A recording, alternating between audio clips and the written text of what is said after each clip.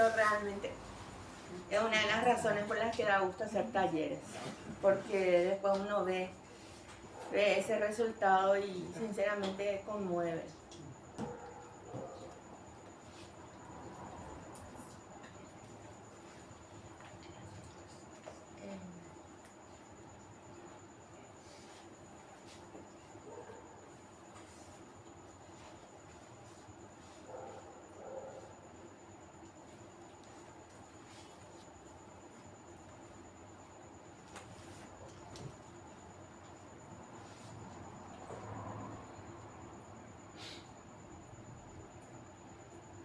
Qué lindo es poder encontrarse así una tardecita, noche, un sábado en el centro para leer poesía, relatos también, ¿verdad? Aunque yo ya comenté la vez pasada que yo no entiendo mucho, mi capacidad auditiva no es muy buena, entonces cuando se narra en forma oral me cuesta un poco seguir. Y les voy a leer un par de poemas que creo que son de amor o más bien de desamor. Ausencia. Y camino por decir que tengo pies, y escribo por decir que tengo manos, y hablo por decir que tengo boca, y lloro por decir que tengo ojos. No vengas a robarme tu ausencia, yo soy su dueña. La fabricaron mis manos con la fantasía de tus días. La nombraron mis letras con la urgencia de mis palabras. La caminaron mis pies como loco encerrado. La besaron mis labios con la suavidad del vacío. Mis lágrimas simplemente la mojaron. Y es así, amor, que me empapé de tu ausencia.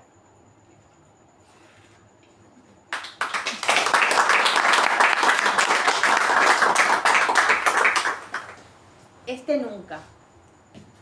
Hoy estoy muy triste y no sos vos, ¿sabes? Cada vez estoy más segura. Ya no era, ya no fue, no será. ¿Cómo decirte? Hoy estoy tan triste. La vida a veces es tan triste. Y no sos vos, ¿sabes? No sos vos. Ni yo, ni el ayer, ni el hoy, ni el mañana, ni el nunca que construimos juntos. Ni el nunca que construimos juntos.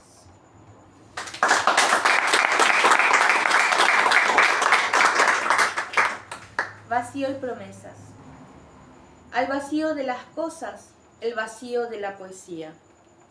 Temor del vacío, no nombrar las cosas. Saltar desde el vacío, atropellar la oscuridad, anticiparse a la añoranza.